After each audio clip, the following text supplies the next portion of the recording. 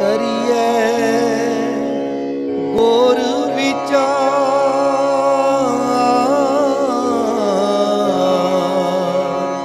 नानक बेड़ी सच की करिए गोर विचार।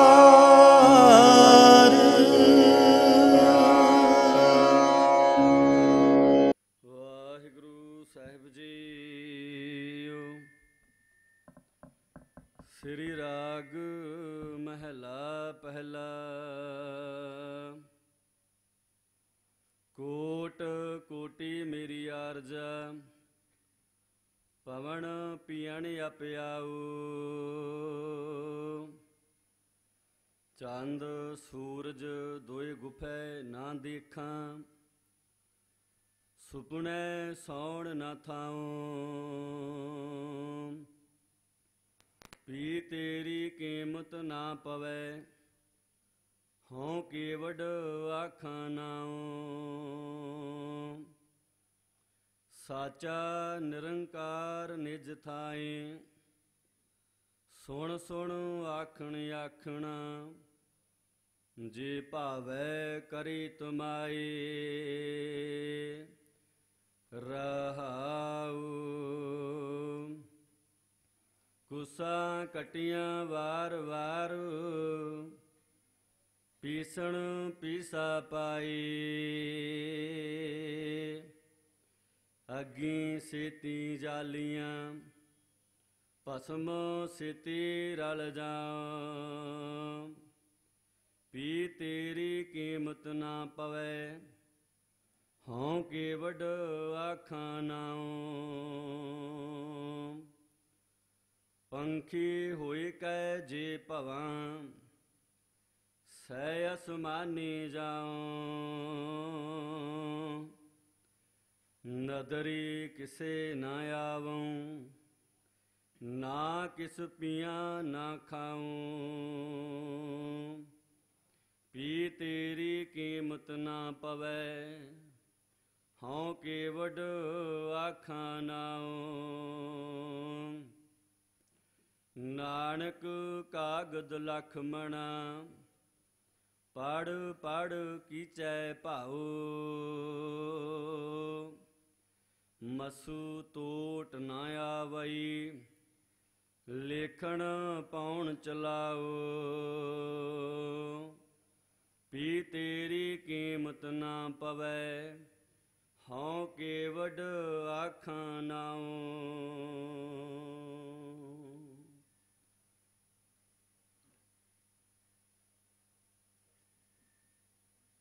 धन वाहिगुरु साहिब जी।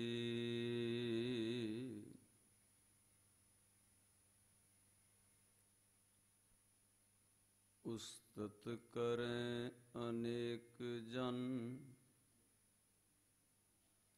अंत न पारावार।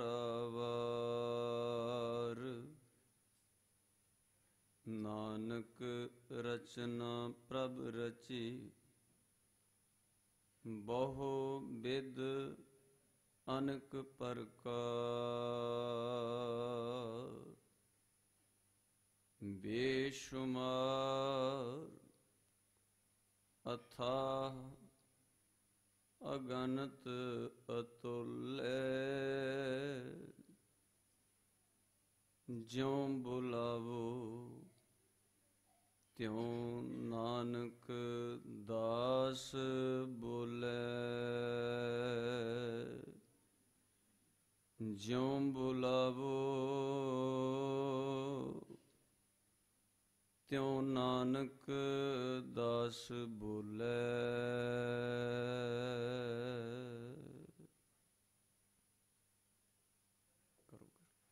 साचा निरंकार निज थाई सुन सुन आखण आखणा। जी भावै करी तुमाई रहाऊ। परम सन्मानयोग चौर तख्त दे मालक रहम दे मुजस्मे गरीब निवाज धन श्री गुरु ग्रंथ साहिब पातशाह जी दी पावन हजूरी अंदर सुभाएमान गुरु सवारी साध संगत जीओ आवो गुरु शब्द दी विचार प्रारंभ करन तो पहला साहिब जी दी बख्शिश हासिल करन लई मनोबिरतियां दी एकाग्रता लई अदब सहित आखो जी सतनाम श्री वाहिगुरु सतनाम श्री वाहिगुरु। साचा निरंकार निज थाए सुन सुन आखण आखणा जे भावै करी तुमाए रहाऊ। ਅੰਮ੍ਰਿਤ ਬਚਨ। ਧੰਨ ਸ੍ਰੀ ਗੁਰੂ ਨਾਨਕ ਦੇਵ ਸਾਹਿਬ ਪਾਤਸ਼ਾਹ ਜੀ ਦੀ ਅਮੋਲਕ ਰਸਨਾ ਤੋਂ ਉਚਾਰਨ ਕੀਤੇ ਹੋਏ ਸ੍ਰੀ ਰਾਗ ਦੇ ਸਿਰਲੇਖ ਹੇਠ ਸ੍ਰੀ ਗੁਰੂ ਗ੍ਰੰਥ ਸਾਹਿਬ ਜੀ ਦੇ ਪਾਵਨ ਅੰਕ 14 ਉੱਪਰ ਇਹ ਪਵਿੱਤਰ ਸ਼ਬਦ ਸੁਭਾਏਮਾਨ ਹੈ। ਸ੍ਰੀ ਰਾਗ ਦੀ ਬਾਣੀ ਪ੍ਰਾਰੰਭ ਹੋਈ ਦੂਜਾ ਸ਼ਬਦ ਹੈ। ਇਸ ਪਾਵਨ ਸ਼ਬਦ ਅੰਦਰ ਸਾਹਿਬ ਗੁਰੂ ਨਾਨਕ ਦੇਵ ਪਾਤਸ਼ਾਹ ਨੇ ਸਾਰੀ ਮਨੁੱਖਤਾ ਨੂੰ, ਸਾਰੀ ਕਾਇਨਾਤ ਨੂੰ ਅਕਾਲ ਪੁਰਖ ਪਰਮਾਤਮਾ ਦੀ ਤਾਰੀਫ ਕਰਨ ਦੀ ਜੁਗਤ ਪ੍ਰਦਾਨ ਕੀਤੀ ਹੈ ਕਿ ਉਹਦੀ ਸਿਫਤ ਕਿਸ ਢੰਗ ਨਾਲ ਕੀਤੀ ਜਾ ਸਕਦੀ। ਅਣਗਿਣਤ ਤਰੀਕੇ ਨੇ, ਅਣਗਿਣਤ ਵਿਧੀਆਂ ਨੇ ਔਰ ਹਰ ਮਨੁੱਖ ਆਪਣੇ ਆਪਣੇ ਤਰੀਕੇ ਨਾਲ ਤਾਰੀਫ ਕਰਦਾ ਹੈ। ਪਰ ਗੁਰੂ ਨਾਨਕ ਸਾਹਿਬ ਮਹਾਰਾਜ ਕਹਿੰਦੇ ਨੇ ਤਾਰੀਫ ਕਰਦਿਆਂ ਮਨੁੱਖ ਦੇ ਅੰਦਰ ਇਹ ਭਾਵ ਕਦੇ ਵੀ ਪੈਦਾ ਨਹੀਂ ਹੋਣਾ ਚਾਹੀਦਾ ਕਿ ਤਾਰੀਫ ਕਰਕੇ ਮੈਂ ਨਿਰੰਕਾਰ ਦਾ ਪਾਰਲਾ ਬੰਨਾ ਲੱਭ ਲਵਾਂਗਾ। ਬਸ ਇਹ ਜੁਗਤ ਏ, ਤਾਰੀਫ ਕਰੀਏ ਬੇਸ਼ੁਮਾਰ ਪ੍ਰਮਾਤਮਾ ਦੀ, ਬੇਸ਼ੁਮਾਰ ਤਾਰੀਫ ਕਰੀਏ, ਪਰ ਤਾਰੀਫ ਦੇ ਨਾਲ ਮਨੁੱਖ ਦਾ ਆਪਣਾ ਅਹੰਕਾਰ ਨਾ ਜੁੜੇ ਕਿ ਮੈਂ ਕੁਝ ਕਰ ਰਿਹਾ ਹਾਂ। ਅੰਮ੍ਰਿਤ ਬਚਨ ਆਪ ਜੀ ਨੇ ਭਾਈ ਸਾਹਿਬ ਜੀ ਦੀ ਰਸਨਾ ਤੋਂ ਸ਼ਰਵਣ ਕੀਤੇ ਨੇ, ਜਿਸ ਵਿੱਚ ਕਹਿੰਦੇ ਸਾਚਾ ਨਿਰੰਕਾਰ ਨਿਜ ਥਾਏ। ਅਖਰੀ ਅਰਥ ਕਰਾਂਗੇ ਸਦਾ ਸਥਿਰ ਰਹਿਣ ਵਾਲਾ ਪ੍ਰਮਾਤਮਾ ਜੋ ਆਪਣੇ ਆਪ ਵਿੱਚ ਟਿਕਿਆ ਹੋਇਆ ਹੈ, ਨਿਜ ਥਾਏ ਆਪਣੇ ਆਪ ਵਿੱਚ ਟਿਕਿਆ ਹੋਇਆ ਹੈ। ਸੁਣ ਸੁਣ ਆਖਣ ਆਖਣਾ ਜੇ ਭਾਵੈ ਕਰੇ ਤਮਾਏ।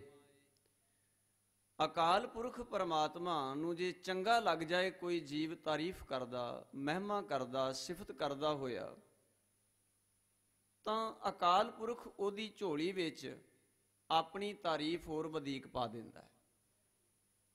ਅਖਰੀ ਅਰਥਾਂ ਵੱਲ ਤਵੱਜੋ ਦੇਣਾ। ਸੁਣ ਸੁਣ ਆਖਣ ਆਖਣਾ, ਸੁਣ ਕੇ ਰੱਬ ਦੀ ਸਿਫਤ ਮੈਂ ਕਹਿ ਦਿਆਂ ਕਿ ਉਹ ਵੱਡਾ ਹੈ ਤੇ ਪਾਤਸ਼ਾਹ ਕਹਿੰਦੇ ਗੱਲ ਨਹੀਂ ਬਣੇਗੀ।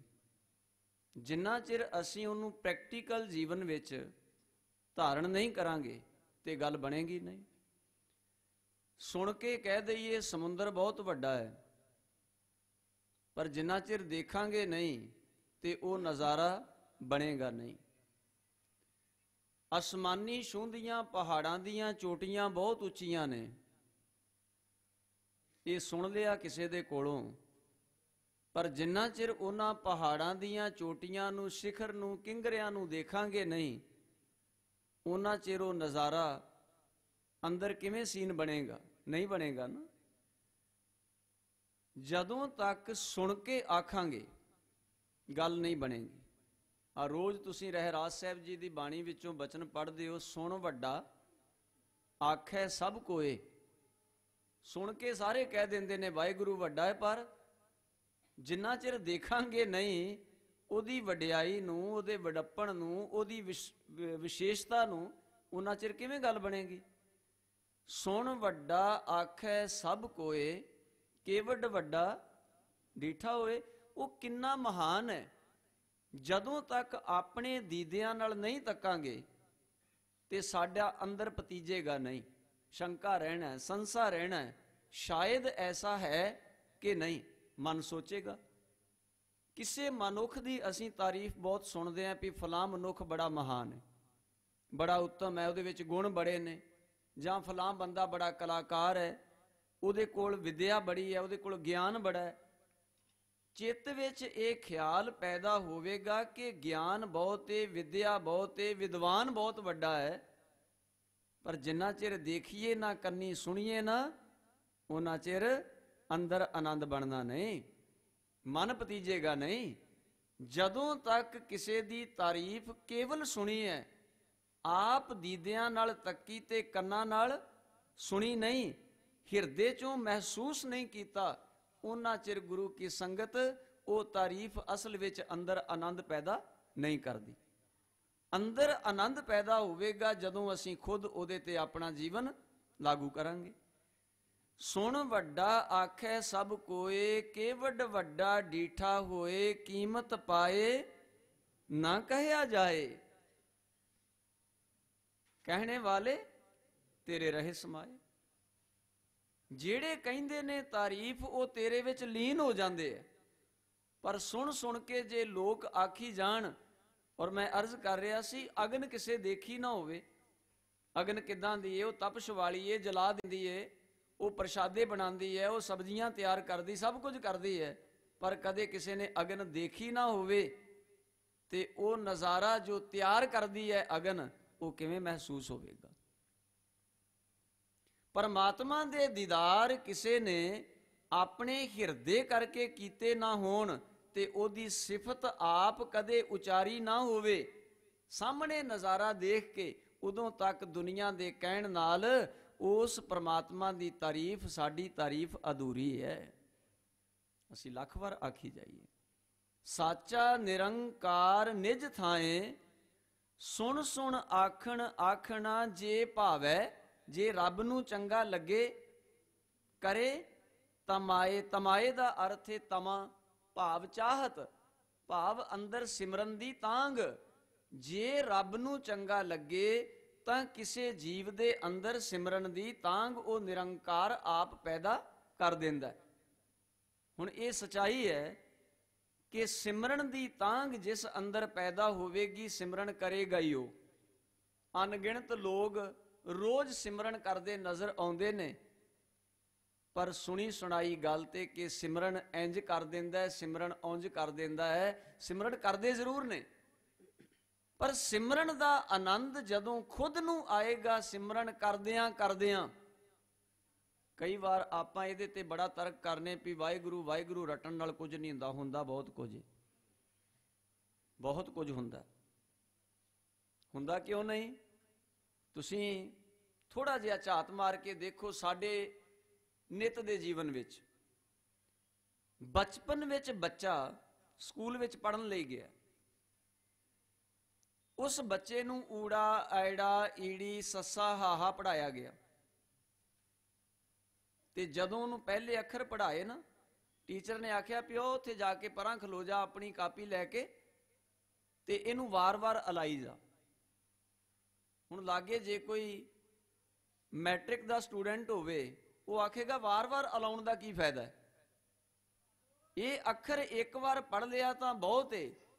ਪਰ ਟੀਚਰ ਨੇ ਉਹਦਾ ਜਵਾਬ ਬੜਾ ਪਿਆਰਾ ਦਿੱਤਾ। ਉਹ ਕਹਿਣ ਲੱਗਾ ਇਹ ਜੇ ਅੱਖਰ ਪੱਕੇ ਕਰ ਲਏਗਾ, ਇਹਨਾਂ ਅੱਖਰਾਂ ਦੇ ਜੋੜ ਤੋਂ ਹੀ ਅੱਗੋਂ ਸ਼ਬਦ ਬਣਦੇ ਨੇ, ਤੇ ਉਹਨਾਂ ਸ਼ਬਦਾਂ ਦੇ ਜ਼ਰੀਏ ਹੀ ਅਸੀਂ ਕਿਸੇ ਗੱਲ ਦੀ ਵਿਆਖਿਆ ਕਰ ਸਕਦੇ ਹਾਂ। ਜੇ ਇਹਨੂੰ ਊੜਾ ਐੜਾ ਪੱਕਾ ਨਾ ਹੋਇਆ ਤਾਂ ਇਹ ਬਾਕੀ ਦੇ ਅੱਖਰ ਜੋੜ ਕੇ ਆਪਣੇ ਜੀਵਨ ਵਿੱਚ ਵਿਦਿਆ ਕਦੇ ਵੀ ਹਾਸਲ ਨਹੀਂ ਕਰ ਪਾਏਗਾ। ਹੁਣ ਉਹ ਅੱਖਰਾਂ ਦਾ ਰਟਨ ਕਿਹਨੂੰ ਜਨਮ ਦੇ ਰਿਹਾ? ਤੁਹਾਡੇ ਗਿਆਨ ਨੂੰ, ਤੁਹਾਡੀ ਵਿਦਵਤਾ ਨੂੰ, ਤੁਹਾਨੂੰ ਸੋਝੀ ਦੇਗਾ ਕਿ ਕੱਲ 4 ਸ਼ਬਦ ਜੁੜ ਕੇ ਉਹ ਅੱਖਰ ਕੀ ਬਣੇਗਾ, ਉਹਦਾ ਅਰਥ ਕੀ ਹੋਵੇਗਾ। ਪਰ ਜੇ ਉਹਨੇ ਪਹਿਲੇ ਮੂਲ ਅੱਖਰਾਂ ਨੂੰ ਪੜ੍ਹਿਆ ਨਹੀਂ ਤਾਂ ਉਦੋਂ ਤੱਕ ਗੁਰੂ ਕੀ ਸੰਗਤ ਕੋਈ ਸ਼ਬਦ ਵੀ ਸੰਪੂਰਨ ਨਹੀਂ ਹੋ ਸਕਦਾ। ਤੇ ਜਿਸ ਬੰਦੇ ਨੇ ਰਸਨਾ ਤੋਂ ਵਾਰ-ਵਾਰ ਪ੍ਰਭੂ ਚਿੰਤਨ ਕੀਤਾ ਨਹੀਂ, ਉਸ ਬੰਦੇ ਦੇ ਅੰਦਰ ਵੀ ਪ੍ਰਬਲ ਤਾਂਗ ਪੈਦਾ ਨਹੀਂ ਹੋ ਸਕਦੀ। ਲਾਜ਼ਮੀ ਹੈ। ਇਹਦੇ ਤੇ ਮੈਂ ਕਾਫੀ ਉਦਾਹਰਨਾਂ ਆਪ ਜੀ ਦੇ ਸਾਹਮਣੇ ਰੱਖਣ ਦਾ ਯਤਨ ਕਰਾਂਗਾ। ਬਹੁਤ ਵਾਰ ਸਾਡੀ ਜ਼ੁਬਾਨ ਕਹਿੰਦੀ ਏ ਵੀ ਐਵੇਂ ਅਲਾਇਆ ਵਾਹਿਗੁਰੂ ਵਾਹਿਗੁਰੂ ਕਿਸੇ ਕੰਮ ਦਾ ਨਹੀਂ। ਉਹ ਕਿਸੇ ਹੱਦ ਤੱਕ ਜ਼ਰੂਰੀ ਏ, ਪਰ ਕਿਤੇ ਕਿਤੇ ਐਸਾ ਵੀ ਵਾਪਰਦਾ ਹੈ, ਰਸਨਾ ਤੋਂ ਜਪਦਿਆਂ ਜਪਦਿਆਂ ਇਨਸਾਨ ਸਫ਼ਰ ਤੈਅ ਨਹੀਂ ਕਰਦਾ। ਮੈਂ 1-2 ਉਦਾਹਰਨਾਂ ਆਪ ਜੀ ਦੇ ਸਾਹਮਣੇ ਹੋਰ ਰੱਖਾਂ। ਹੁਣ ਵੇਖੋ, ਰੋਮਨ ਲਿਪੀ ਏ ABC, ਉਹਦਾ ਰਟਨ ਕਰੀਦਾ। ਜਿੱਦਣ ਸਾਨੂੰ ਆਰੰਭਤਾ ਕਰਵਾਈ ਉਦਣ ਅਸੀਂ ABCDE ਅਸੀਂ ਲਗਾਤਾਰ ਜਪਦੇ ਗਏ, ਰੋਜ਼ ਜਪੀ, ਇੱਕ ਦਿਨ ਨਹੀਂ। ਉਹਦਾ ਰਟਨ ਕੀਤਾ, ਉਹਨੂੰ ਇੰਨਾ ਰਟ ਲਿਆ ਕਿ ਅਸੀਂ ਅੱਧੇ ਮਿੰਟ ਦੇ ਵਿੱਚ 26 ਦੇ 26 ਅੱਖਰ ਅਲਾ ਕੇ ਰੱਖ ਦਿੰਦੇ, ਅੱਧੇ ਮਿੰਟ 'ਚ ਇੰਨਾ ਰਟਨ ਕਰ ਲਿਆ। ਉਸ ਰਟਨ ਦਾ ਫਲ ਇਹ ਹੋਇਆ ਕਿ ਜਦੋਂ ਅਸੀਂ 2 3 4 ਅੱਖਰਾਂ ਨੂੰ ਜੋੜਿਆ ਤੇ ਇੱਕ ਸ਼ਬਦ ਬਣਾ ਲਿਆ, ਇੱਕ ਸੈਂਟੈਂਸ ਬਣ ਗਿਆ। ਫਿਰ ਅਸੀਂ ਕਦੇ ਆਪਣੀ ਰਸਨਾ ਤੋਂ ਅਲਾਇਆ ਤੇ ਲੋਕਾਂ ਨੇ ਸਮਝ ਲਿਆ ਵੀ ਇਹ ਬੰਦਾ ਕਹਿੰਦਾ ਕੀ ਹੈ। ਕੱਲੀ A ਜਾਂ B ਕਹਿਣ ਨਾਲ ਤੇ ਕੁਝ ਨਹੀਂ ਹੋਏਗਾ। ਪਰ ਬੱਚੇ ਨੂੰ A ਫॉर ਐਪਲ ਪੜ੍ਹਾਇਆ ਜਾ ਰਿਹਾ ਹੈ, ਇਹਦਾ ਮਤਲਬ ਹੈ ਕੱਲ ਐਪਲ ਨੂੰ ਸਮਝਣ ਲਈ ਉਹਦੇ ਅੱਖਰ ਕੀ ਕੀ ਜੁੜਨੇ ਨੇ, ਉਹਦੇ A ਨੂੰ ਪੜ੍ਹਨਾ ਅਤੀ ਲਾਜ਼ਮੀ ਸੀ। ਉਹਨੇ A ਪੜ੍ਹਿਆ, B ਪੜ੍ਹੀ, C ਪੜ੍ਹੀ, ਇੱਕ ਇੱਕ ਅੱਖਰ ਨੂੰ ਪੜ੍ਹਦਾ ਤੇ ਰਟਦਾ ਗਿਆ। ਤੇ ਰਟਦਿਆਂ ਇੱਕ ਦਿਨ ਅੱਖਰਾਂ ਦਾ ਇੰਨਾ ਗਿਆਤਾ ਹੋ ਗਿਆ ਕਿ ਉਹਨੇ ਵੱਡੇ ਵੱਡੇ ਸੈਂਟੈਂਸ ਬਣਾਉਣੇ ਆਰੰਭ ਕਰ ਦਿੱਤੇ। ਸਿਮਰਨ ਇਸ ਤਰ੍ਹਾਂ ਦੀ ਚੀਜ਼ ਹੈ। ਬਹੁਤ ਵਾਰ ਤਰਕਵਾਦੀ ਬੰਦਾ ਇਹ ਕਹਿੰਦਾ ਵੀ ਇਦਾਂ ਕੁਝ ਨਹੀਂ ਫਾਇਦਾ। ਮੈਂ ਉੱਥੇ ਪੁੱਜਣਾ ਹੈ ਜਿੱਥੇ ਜਾ ਕੇ ਤੁਸਾਂ ਕਹਿਣਾ ਵੀ ਤੁਹਾਡੀ ਜ਼ੁਬਾਨ ਨੇ ਕਈ ਵਾਰ ਕਿਹਾ ਕਿ ਵਾਹਿਗੁਰੂ ਵਾਹਿਗੁਰੂ ਕਹਿਣ ਦਾ ਕੋਈ ਫਾਇਦਾ ਨਹੀਂ। ਮੈਂ ਉੱਥੇ ਪੁੱਜਣਾ। ਵਾਹਿਗੁਰੂ ਕਹਿਣਾ ਕਦੋਂ ਤੇ ਕਿਵੇਂ ਕਿੱਥੇ ਕਹਿਣਾ, ਇਹਨੂੰ ਸਮਝਣ ਦੀ ਲੋੜ ਹੈ। ਕਿਉਂਕਿ ਗੁਰੂ ਨਾਨਕ ਸਾਹਿਬ ਪਾਤਸ਼ਾਹ ਅੱਜ ਦੇ ਪਾਵਨ ਸ਼ਬਦ ਵਿੱਚ ਕਿਰਪਾ ਕਰਦੇ ਨੇ ਕਿ ਜੇ ਮਾਲਕ ਦੀ ਰਹਿਮ ਦ੍ਰਿਸ਼ਟੀ ਹੋਵੇ, ਜੇ ਉਹਦੀ ਬਖਸ਼ਿਸ਼ ਵਰਤ ਜਾਏ ਤਾਂ ਇਨਸਾਨ ਦੇ ਅੰਦਰ ਸਿਮਰਨ ਦੀ ਤਾਂਘ ਪੈਦਾ ਹੋ ਜਾਂਦੀ ਹੈ, ਜਿਹੜਾ ਸਦਾ ਸਥਿਰ ਨਿਰੰਕਾਰ ਆਪਣੇ ਆਪ ਵਿੱਚ ਸਦਾ ਸਮੋਇਆ ਰਹਿੰਦਾ। ਉਹਦੀ ਤਾਂਘ ਕਿਸ ਤਰ੍ਹਾਂ ਦੀ ਹੋਵੇ? ਅੱਖਰਾਂ ਨੂੰ ਬਣਾਉਣ ਲਈ ਅਸੀਂ 26 ਅੱਖਰਾਂ ਵਾਲੀ ਰੋਮਨ ਲਿਪੀ, ਉਹਦਾ ਉਚਾਰਨ ਕੀਤਾ, ਅੱਖਰਾਂ ਦਾ ਜਾਪ ਕੀਤਾ, ਰਟਨ ਕੀਤਾ। ਅਸੀਂ 35 ਅੱਖਰਾਂ ਵਾਲੀ ਗੁਰਮੁਖੀ ਲਿਪੀ, ਉਹਦਾ ਵੀ ਜਾਪ ਕੀਤਾ। ਅਸੀਂ 52 ਅੱਖਰਾਂ ਵਾਲੀ ਦੇਵਨਾਗਰੀ ਲਿਪੀ, ਅਸੀਂ ਉਹਦਾ ਵੀ ਬੜਾ ਜਪ ਕੀਤਾ। ਅੱਖਰ ਸਾਰਿਆਂ ਦੇ ਪੜ੍ਹੇ, ਰੋਮਨ ਲਿਪੀ ਦੇ 26 ਅੱਖਰ ਪੜ੍ਹੇ, ਗੁਰਮੁਖੀ ਦੇ 35 ਅੱਖਰਾਂ ਨੂੰ ਪੜ੍ਹਿਆ ਤੇ ਦੇਵਨਾਗਰੀ ਦੇ 52 ਅੱਖਰ ਪੜ੍ਹੇ, ਜਿਨ੍ਹਾਂ ਨੂੰ ਗੁਰਬਾਣੀ ਵਿੱਚ ਤੁਸੀਂ 52 ਅੱਖਰੀ ਦੇ ਨਾਮ ਨਾਲ ਚੇਤਾ ਕਰਦੇ ਹੋ। ਸ਼੍ਰੀ ਗੁਰੂ ਨਾਨਕ ਦੇਵ ਸਾਹਿਬ ਪਾਤਸ਼ਾਹ ਦੀਆਂ ਅੰਮ੍ਰਿਤ ਬਾਣੀਆਂ ਵਿੱਚ ਉਹਨਾਂ ਪਹਿਲੇ ਅੱਖਰਾਂ ਦੀ ਵਿਆਖਿਆ ਫਿਰ ਦਿੱਤੀ ਗਈ ਹੈ। ਜਿਵੇਂ ਪੱਟੀ ਲਿਖੀ, ਗੁਰੂ ਨਾਨਕ ਸਾਹਿਬ ਸੱਚੇ ਪਾਤਸ਼ਾਹ ਮਹਾਰਾਜ ਦੀ ਆਪਣੀ ਰਸਨਾ ਤੋਂ ਉਚਾਰੀ ਬਾਣੀ ਹੈ, ਪੱਟੀ ਲਿਖੀ। ਉਹਦੇ ਵਿੱਚ ਹਜ਼ੂਰ ਨੇ ਇੱਕ ਇੱਕ ਅੱਖਰ ਉੱਤੇ ਫਿਰ ਵਿਆਖਿਆ ਦਿੱਤੀ। ਹੁਣ ਜੇ ਅੱਖਰ ਹੀ ਪਹਿਲਾ ਅਸੀਂ ਰਟਿਆ ਨਾ ਹੁੰਦਾ ਤੇ ਵਿਆਖਿਆ ਕਿੱਥੋਂ ਹੁੰਦੀ? ਪਹਿਲੇ ਅੱਖਰਾਂ ਦੇ ਰਟਨ ਕਰਨ ਦੀ ਜ਼ਰੂਰਤ ਹੈ। ਸਾਡੇ ਸਿਮਰਨ ਦਾ ਮੂਲ ਜਿਹੜਾ ਹੈ, ਜਿੱਦਣ ਤੁਸੀਂ ਅੰਮ੍ਰਿਤਪਾਨ ਕਰਦੇ ਹੋ ਤੇ 5 ਸਿੰਘ ਸਾਹਿਬਾਨ ਸ਼੍ਰੀ ਗੁਰੂ ਗ੍ਰੰਥ ਸਾਹਿਬ ਦੀ ਹਜ਼ੂਰੀ ਦੇ ਅੰਦਰ ਅੰਮ੍ਰਿਤ ਦਾ ਬਾਟਾ ਤਿਆਰ ਕਰਦੇ ਨੇ। 5 ਬਾਣੀਆਂ ਦਾ ਪਾਠ ਕਰਕੇ ਅੰਮ੍ਰਿਤ ਦਾ ਬਾਟਾ ਤਿਆਰ ਹੋਇਆ। ਜਦੋਂ ਛਕਣ ਵਾਸਤੇ ਅਸੀਂ ਹਜ਼ੂਰੀ ਵਿੱਚ ਹਾਜ਼ਰ ਹੋਏ ਤੇ ਅੰਮ੍ਰਿਤ ਛਕਾਣ ਉਪਰੰਤ ਉਹਨਾਂ ਨੇ ਸਾਨੂੰ ਗੁਰ ਮੰਤਰ ਤੇ ਮੂਲ ਮੰਤਰ ਦ੍ਰਿੜ ਕਰਵਾਇਆ। ਹੁਣ ਜਦੋਂ 5 ਵਾਰ ਸਾਨੂੰ ਵਾਹਿਗੁਰੂ ਵਾਹਿਗੁਰੂ ਵਾਹਿਗੁਰੂ ਗੁਰ ਮੰਤਰ ਦਿੱਤਾ, ਇਹਦਾ ਮਤਲਬ ਕੀ ਸੀ? ਸ਼ਾਇਦ ਅੱਜ ਤਰਕ ਕਰਦਿਆਂ ਕਰਦਿਆਂ ਇਹਦਾ ਮਤਲਬ ਹੀ ਸਾਨੂੰ ਭੁੱਲ ਗਿਆ। 5 ਸਿੰਘ ਸਾਹਿਬਾਨ ਵਿੱਚੋਂ ਜਥੇਦਾਰ ਉਪਦੇਸ਼ ਦੇ ਰਿਹਾ ਹੈ ਔਰ ਪੰਜੋਂ ਫਿਰ ਇਕੱਠੇ ਇੱਕ ਜ਼ੁਬਾਨ ਹੋ ਕੇ ਆਪਣੀ ਰਸਨਾ ਤੋਂ ਵਾਹਿਗੁਰੂ ਸ਼ਬਦ ਦਾ 5 ਵਾਰ ਜਾਪ ਕਰਾਉਂਦੇ ਨੇ, ਫਿਰ ਮੂਲ ਮੰਤਰ ਦਾ 5 ਵਾਰ ਜਾਪ ਕਰਾਉਂਦੇ ਨੇ। ਇਹਦਾ ਮਤਲਬ ਇਹ ਬੰਦੇ ਤੇਰੀ ਜ਼ਿੰਦਗੀ ਦੀ ਆਰੰਭਤਾ ਹੋਈ ਏ ਧਰਮ ਦੇ ਮਾਰਗ ਤੇ ਇਹਦਾ ਮੂਲ ਆਧਾਰ ਵਾਹਿਗੁਰੂ ਜੀ ਦਾ ਸਿਮਰਨ ਵਾਹਿਗੁਰੂ ਸ਼ਬਦ ਹੈ। ਇਹਦਾ ਮੂਲ ਆਧਾਰ ਮੂਲ ਮੰਤਰ ਹੈ। ਜਦੋਂ ਤੂੰ ਨਿਤਨੇਮ ਦੀਆਂ ਬਾਣੀਆਂ ਦਾ ਪਾਠ ਵੀ ਕਰਨ ਲੱਗੇ, ਉਸ ਤੋਂ ਪਹਿਲਾਂ ਆਪਣੇ ਮਨ ਦੀ ਇਕਾਗਰਤਾ ਲਈ ਤੂੰ ਆਪਣੀ ਰਸਨਾ ਤੋਂ 2 4 5 10 15 20 ਵਾਰ ਜਿੰਨਾ ਕੁ ਚਾਹੇ, ਜਿੰਨੀ ਕੁ ਤੇਰੀ ਮਨੋ ਇੱਛਾ ਹੋਵੇ, ਜਦੋਂ ਕੁ ਤੱਕ ਮਨ ਟਿਕ ਜਾਏ ਉਦੋਂ ਕੁ ਤੱਕ ਆਪਣੀ ਰਸਨਾ ਤੋਂ ਵਾਹਿਗੁਰੂ ਸ਼ਬਦ ਦਾ ਜਾਪ ਜ਼ਰੂਰ ਕਰ ਲਿਆ ਕਰ। ਜੇ ਗੁਰਬਾਣੀ ਪੜ੍ਹਨ ਲਈ ਮਨ ਦੀ ਇਕਾਗਰਤਾ ਬਣਾਉਣੀ ਹੈ ਤਾਂ ਪਹਿਲੋਂ ਵਾਹਿਗੁਰੂ ਗੁਰ ਮੰਤਰ ਦਾ ਜਾਪ, ਫਿਰ ਮੂਲ ਮੰਤਰ ਦਾ ਜਾਪ। ਕਿਉਂ ਇਹ ਨਾਲ ਦਿੱਤਾ ਹੈ? ਕੀ ਵਾਹਿਗੁਰੂ ਮੰਤਰ ਨੇ ਮਨ ਨਹੀਂ ਟਿਕਾਇਆ? ਹਾਂ, ਵਾਹਿਗੁਰੂ ਮੰਤਰ ਨੇ ਮਨ ਟਿਕਾ ਦਿੱਤਾ ਤੇ ਮੂਲ ਮੰਤਰ ਦਾ ਜਾਪ ਨਾਲ ਤਾਂ ਦਿੱਤਾ ਹੈ ਕਿ ਜਦੋਂ ਤੂੰ ਤਾਰੀਫ ਕਰੇ ਤੇ ਸੱਜਣਾ ਇਸ ਮੂਲ ਮੰਤਰ ਵਿੱਚ ਦਿੱਤੇ ਨਿਰੰਕਾਰ ਦੇ ਗੁਣਾਂ ਨੂੰ ਤੂੰ ਹਮੇਸ਼ਾ ਗਾਉਣਾ ਹੈ, ਨਾ ਕਿ ਕਿਸੇ ਹੋਰ ਝੂਠੇ ਬੰਦੇ ਦੀ ਤਾਰੀਫ ਆਪਣੀ ਜ਼ੁਬਾਨ ਤੋਂ ਕਰਦਾ ਰਹੇ। ਵਾਹਿਗੁਰੂ ਗੁਰ ਮੰਤਰ ਉਪਰੰਤ ਮੂਲ ਮੰਤਰ ਦਾ ਪਾਠ ਇਸੇ ਲਈ ਅਸਾਂ ਨੇ 2 4 5 ਵਾਰ ਅਲਾਪਣਾ ਹੈ, ਤਾਂ ਕਿ ਸਾਡਾ ਜਿਹੜਾ ਸਿਫਤ ਦਾ ਟੀਚਾ ਹੈ ਉਹ ਕੇਵਲ ਇੱਕ ਅਕਾਲ ਪੁਰਖ ਦਾ ਹੋਵੇ, ਕਿਉਂਕਿ ਮੂਲ ਮੰਤਰ ਵਿੱਚ ਅਕਾਲ ਪੁਰਖ ਦੇ ਗੁਣਾਂ ਨੂੰ ਬਿਆਨ ਕੀਤਾ ਗਿਆ। ਬਸ ਇਹ ਗੱਲ ਸਮਝਣ ਗੋਚਰੀ ਸੀ। ਅਰਜ਼ ਕਰਦੇ ਹਾਂ, ਲਿਪੀਆਂ ਦਾ ਅਸੀਂ ਉਚਾਰਨ ਕੀਤਾ, ਲਿਪੀਆਂ ਦੇ ਅੱਖਰਾਂ ਦਾ ਰਟਨ ਕੀਤਾ। ਇਸੇ ਤਰ੍ਹਾਂ ਗੁਰੂ ਮੰਤਰ ਦਾ ਵਾਹਿਗੁਰੂ ਸ਼ਬਦ ਦਾ ਅਸਾਂ ਨੇ ਰਟਨ ਕੀਤਾ। ਤੇ ਕਈ ਵਾਰ ਇਦਾਂ ਦਾ ਰਟਨ ਕਰਦਿਆਂ ਕਰਦਿਆਂ ਬੰਦਾ ਕਹਿੰਦਾ ਇਹ ਕਰਮਕਾਂਡ ਹੋ ਗਿਆ। ਵਾਹਿਗੁਰੂ ਵਾਹਿਗੁਰੂ ਕਰੀ ਜਾ ਰਿਹਾ, ਜ਼ਿੰਦਗੀ 'ਚ ਹੋਇਆ ਕੁਝ ਵੀ ਨਹੀਂ। ਕੀ ਹੁੰਦਾ ਕਦੇ ਕਦੇ ਕਿ ਗੱਡੀ ਸਫ਼ਰ ਕਰਦੀ ਹੈ, ਉਹ ਕਿਲੋਮੀਟਰਾਂ ਦੇ ਹਿਸਾਬ ਨਾਲ ਸੈਂਕੜੇ ਕਿਲੋਮੀਟਰਾਂ ਸਫ਼ਰ ਕਰਕੇ ਚਲੇਗੀ। ਕੀ ਉਹ ਗੱਡੀ ਨੇ ਸਫ਼ਰ ਕੀਤਾ? ਨਹੀਂ। ਉਹਦੇ ਹੇਠਾਂ ਲੱਗੇ ਹੋਏ ਪਹੀਏ ਇੱਕ ਹੀ ਕਿਰਿਆ ਵਾਰ-ਵਾਰ ਕਰਦੇ ਰਹੇ ਤੇ ਗੱਡੀ ਮੰਜ਼ਿਲ ਤੇ ਪੁੱਜੀ। ਜੇ ਗੱਡੀ ਹੇਠਾਂ ਲੱਗੇ ਹੋਏ ਪਹੀਏ ਇੱਕ ਕਿਰਿਆ ਵਾਰ-ਵਾਰ ਨਾ ਕਰਦੇ ਤਾਂ ਗੱਡੀ ਕਦੇ ਮੰਜ਼ਿਲ ਤੇ ਨਾ ਪਹੁੰਚਦੀ। ਇਹਦਾ ਮਤਲਬ ਜਦੋਂ ਵਾਰ-ਵਾਰ ਅਸੀਂ ਮਾਲਕ ਦੇ ਸਿਮਰਨ ਨੂੰ ਦੁਹਰਾਉਂਦੇ ਹਾਂ, ਕਿਸੇ ਸ਼ਬਦ ਦਾ ਵਾਰ-ਵਾਰ ਉਚਾਰਨ ਕਰਦੇ ਹਾਂ, ਤਾਂ ਸਾਡੀ ਜ਼ਿੰਦਗੀ ਦੀ ਗੱਡੀ ਆਪਣੀ ਮੰਜ਼ਿਲ ਵੱਲ ਵੱਧਦੀ। ਹੁਣ ਦੂਜੀ ਗੱਲ, ਬੰਦਾ ਕਹਿੰਦਾ ਵੀ ਮੈਂ ਤੇ ਬੜੇ ਐਸੇ ਦੇਖੇ ਨੇ ਜਿਹੜੇ ਵਾਹਿਗੁਰੂ ਵਾਹਿਗੁਰੂ ਕਰਦੇ ਨੇ ਪਰ ਜੀਵਨ 'ਚ ਕੁਝ ਵੀ ਨਹੀਂ, ਖਾਲੀ ਨੇ। ਐਸਾ ਹੈ ਵੀ।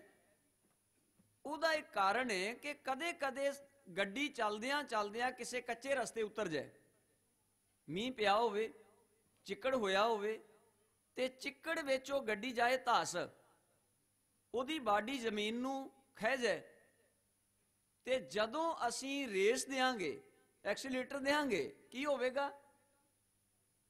ਉਹਦੇ ਚੱਕੇ ਤਾਂ ਘੁੰਮਦੇ ਰਹਿਣਗੇ ਪਰ ਗੱਡੀ ਉੱਥੇ ਹੀ ਖਲੋਤੀ ਰਹੇਗੀ। ਕਦੇ ਕਦੇ ਸਾਡੇ ਨਾਲ ਵੀ ਇਹੀ ਹੁੰਦਾ। ਚਿੱਕੜ ਵਿੱਚ ਕਾਰ ਧਸ ਗਈ ਹੈ, ਉਹ ਅੱਗੇ ਨਹੀਂ ਵੱਧ ਰਹੀ ਪਰ ਉਹਦੇ ਪਹੀਏ ਘੁੰਮ ਰਹੇ ਨੇ। ਕਦੇ ਕਦੇ ਅਸੀਂ ਵਾਹਿਗੁਰੂ ਵਾਹਿਗੁਰੂ ਕਹਿੰਦੇ ਵਾਹਿਗੁਰੂ ਨਾਲ ਜੋੜੀ ਨਹੀਂ ਪਾਉਂਦੇ। ਕਹਿੰਦੇ ਜ਼ਰੂਰ ਹਾਂ, ਕਿਉਂਕਿ ਰਾਮ ਕਹਿਣ ਮੈਂ ਭੇਦ ਹੈ। ਗੁਰੂ ਬਾਣੀ ਕੀ ਕਹਿੰਦੀ ਹੈ? ਕਬੀਰ ਰਾਮ ਕਹਿਣ ਮੈਂ ਭੇਦ ਹੈ ਤਾਂ ਮੈਂ ਇੱਕ ਵਿਚਾਰ। ਉਹਦੇ ਵਿੱਚ ਇੱਕ ਵਿਚਾਰ ਹੈ, ਗੁੱਝਾ ਛੁਪਿਆ ਹੋਇਆ ਹੈ। ਉਹ ਵਿਚਾਰ ਹੈ ਕਿ ਜਦੋਂ ਤੂੰ ਰਸਨਾ ਤੋਂ ਵਾਹਿਗੁਰੂ ਵਾਹਿਗੁਰੂ ਅਲਾਵੇਂ ਤੇ ਤੇਰੀ ਸੁਰਤ ਕੇਵਲ ਉਹਦੀਆਂ ਗਿਣਤੀਆਂ 'ਚ ਮਗਨ ਨਾ ਹੋ ਜਾਏ, ਤੇਰੀ ਸੁਰਤ ਅਕਾਲ ਪੁਰਖ ਦੇ ਗੁਣਾਂ ਵਿੱਚ ਭਿੱਜ ਜਾਏ। ਉਹ ਜਦੋਂ ਅਸੀਂ ਮੰਜ਼ਿਲ ਤੱਕ ਪੁੱਜਣਾ ਹੁੰਦਾ ਹੈ ਨਾ, ਤੇ ਚਲਾ ਰਹੇ ਹੋਏ ਗੱਡੀ ਨੂੰ ਮੰਜ਼ਿਲ ਵੱਲ ਵੱਧਦੀ ਗੱਡੀ ਲਈ ਅਸੀਂ ਆਪਣੀ ਮੰਜ਼ਿਲ ਨਿਸ਼ਾਨਾ ਰੱਖਦੇ ਹਾਂ ਕਿ ਅਸੀਂ ਫਲਾਂ ਸ਼ਹਿਰ ਵਿੱਚ ਪੁੱਜਣਾ ਹੈ। ਅਸੀਂ ਇਹ ਨਹੀਂ ਗਿਣਦੇ ਕਿ ਪਹੀਆ ਕਿੰਨੀ ਵਾਰ ਘੁੰਮਿਆ। ਅਸੀਂ ਇਹ ਦੇਖਦੇ ਹਾਂ ਕਿ ਅਸੀਂ ਸ਼ਹਿਰ ਦੇ ਕਿੰਨਾ ਕਰੀਬ ਆ ਗਏ, ਆਪਣੀ ਮੰਜ਼ਿਲ ਦੇ ਕਿੰਨਾ ਨੇੜੇ ਪਹੁੰਚ ਗਏ। ਗੱਡੀ ਚਿੱਕੜ 'ਚ ਗਾਰੇ 'ਚ ਧਸ ਜਾਏ, ਪਹੀਏ ਤਾਂ ਘੁੰਮਦੇ ਰਹਿਣਗੇ ਪਰ ਗੱਡੀ ਉੱਥੇ ਖਲੋਤੀ ਰਵੇ। ਯਾਦ ਰੱਖਿਓ, ਇਹਨੂੰ ਹੀ ਗੁਰੂ ਨਾਨਕ ਸਾਹਿਬ ਸੱਚੇ ਪਾਤਸ਼ਾਹ ਨੇ ਆਪਣੀ ਬਾਣੀ 'ਚ ਆਖਿਆ ਸੀ, ਲਾਟੂ ਮਾਧਾਣੀਆਂ ਅਨਗਾ, ਪੰਖੀ ਪਾਉਂਦੀਆਂ ਲੈਣ ਨਾ ਸਾਹ, ਸੂਏ ਚਾੜ ਪਵਾਈਆਂ ਜੰਤ, ਨਾਨਕ ਪਾਉਂਦਿਆਂ ਗਣਤ ਨਾ ਅੰਤ, ਬੰਧਨ ਬੰਦ ਪਵਾਏ ਸੋਏ, ਪਏ ਕਿਰਤ ਨਚੈ ਸਭ ਕੋਏ। ਨੱਚ ਨੱਚ ਹੱਸੈ ਚੱਲੇ ਸੇ ਰੋਏ, ਉੱਡ ਨਾ ਜਾਈ ਸਿੱਧ ਨਾ ਹੋਏ। ਸਾਹਿਬ ਕਹਿੰਦੇ ਨੱਚਣ ਕੁੱਦਣ ਮਨ ਕਾ ਚਾਓ, ਨਾਨਕ ਜਿਨ ਮਨ ਭਉ ਤਿਨਾ ਮਨ ਪਾਓ। ਜੇ ਤੇਰੇ ਚਿੱਤ ਵਿੱਚ ਸਿਮਰਨ ਕਰਦਿਆਂ ਕਰਦਿਆਂ ਵਾਹਿਗੁਰੂ ਜੀ ਦਾ ਅਦਬ ਪੈਦਾ ਹੋ ਗਿਆ ਤੇ ਸਮਝ ਲਈ ਮੁੱਖੋਂ ਅਲਾਇਆ ਵਾਹਿਗੁਰੂ ਸ਼ਬਦ ਤੈਨੂੰ ਮੰਜ਼ਿਲ ਤੱਕ ਲੈ ਜਾਏਗਾ। ਵਰਨਾ ਇਹਨਾਂ ਘੁੰਮਦੀਆਂ ਭੰਬੀਰੀਆਂ ਦੀ ਤਰ੍ਹਾਂ, ਫਲਿਆਂ ਦੀ ਤਰ੍ਹਾਂ, ਇਹਨਾਂ ਲਾਟੂਆਂ ਦੀ ਤਰ੍ਹਾਂ, ਮਧਾਣੀਆਂ ਦੀ ਤਰ੍ਹਾਂ ਤੇਰੀ ਵੀ ਜ਼ੁਬਾਨ ਘੁੰਮਦੀ ਜਾ ਰਹੀ ਹੈ, ਪਰ ਅੰਦਰ ਤੇ ਕੋਈ ਤਬਦੀਲੀ ਨਾ ਆਈ। ਮੰਤਰ ਜ਼ਰੂਰੀ ਹੈ ਰਟਣਾ, ਸਿਮਰਨ ਜ਼ਰੂਰੀ ਹੈ ਵਾਰ-ਵਾਰ ਦੁਹਰਾਉਣਾ, ਪਰ ਗੱਡੀ ਅੱਗੇ ਵੀ ਵਧਣੀ ਚਾਹੀਦੀ। ਤੇ ਜੇ ਕਿਤੇ ਅਚਾਨਕ ਐਸਾ ਹੋ ਜਾਏ ਵੀ ਗਾਰੇ 'ਚ ਖੁੱਬੀ ਗੱਡੀ ਅੱਗੇ ਵਧੇ ਨਾ, ਅਸੀਂ 1 ਮਿੰਟ 2 ਮਿੰਟ ਯਤਨ ਕਰਾਂਗੇ ਤੇ ਆਖਿਰ ਅਸੀਂ ਉੱਤਰ ਕੇ ਬਾਹਰ ਖਲੋ ਜਾਾਂਗੇ ਵੀ ਅੱਗੇ ਨਹੀਂ ਵੱਧਦੀ। ਉਡੀਕ ਕਰਦੇ ਆਂ ਕੋਈ ਲਾਗੋਂ ਟਰੈਕਟਰ ਵਾਲਾ ਲੰਘੇ, ਕੋਈ ਲਾਗੋਂ ਹੋਰ ਕਾਰ ਗੱਡੀ ਵਾਲਾ ਆ ਜਾਏ, ਅਸੀਂ ਹੱਥ ਜੋੜ ਕੇ ਰਿਕੁਐਸਟ ਕਰਦੇ ਆਂ ਸੱਜਣਾ ਰੁਕੇਗਾ? ਉਹ ਕਹਿੰਦਾ ਵੀ ਕੀ ਕਰਨਾ? ਆਖਣ ਲੱਗਾ ਮੇਰੀ ਗੱਡੀ ਖੁੱਭ ਗਈ ਏ, ਜਦੋਂ ਮੈਂ ਰੇਸ ਦੇਣਾ ਇਹਦੇ ਪਹੀਏ ਤੇ ਘੁੰਮਦੇ ਨੇ ਪਰ ਇਹ ਗੱਡੀ ਅੱਗੇ ਨਹੀਂ ਵੱਧਦੀ, ਤੂੰ ਜਰਾ ਜਿਹਾ ਇਹਨੂੰ ਟੋਚਨ ਪਾ, ਲਿਫਟ ਦੇ, ਖਿੱਚ ਇਹਨੂੰ ਬਾਹਰ ਕੱਢ ਤਾਂ ਕਿ ਇਹਦੇ ਪਹੀਆਂ ਦੇ ਨਾਲ ਨਾਲ ਮੇਰੀ ਗੱਡੀ ਵੀ ਮੇਰੀ ਮੰਜ਼ਿਲ ਤੇ ਪਹੁੰਚ ਜਾਏ। ਜਦੋਂ ਸਾਡੀ ਜ਼ਿੰਦਗੀ ਵਿੱਚ ਪਰਮਾਤਮਾ ਦਾ ਸਿਮਰਨ ਕੇਵਲ ਖੁੱਬੀ ਹੋਈ ਗੱਡੀ ਵਰਗਾ ਹੈ, ਵਾਹਿਗੁਰੂ ਵਾਹਿਗੁਰੂ ਸ਼ਬਦ ਖੁੱਬੀ ਗੱਡੀ ਵਰਗਾ ਹੈ, ਤੇ ਗਿਣੀ ਜਾਓ ਪਹੀਆਂ ਨੂੰ ਕਿੰਨੀ ਵਾਰ ਘੁੰਮ ਗਏ ਨੇ, ਉਹਨੇ 1 ਇੰਚ ਵੀ ਅੱਗੇ ਨਹੀਂ ਵਧਣਾ, ਉੱਥੇ ਦੀ ਉੱਥੇ ਖਲੋਤੀ। ਕਰੀਏ ਗੁਰ ਵਿਚਾਰ,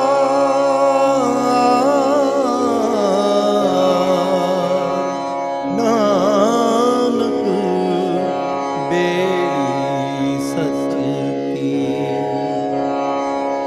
ਕਰੀਏ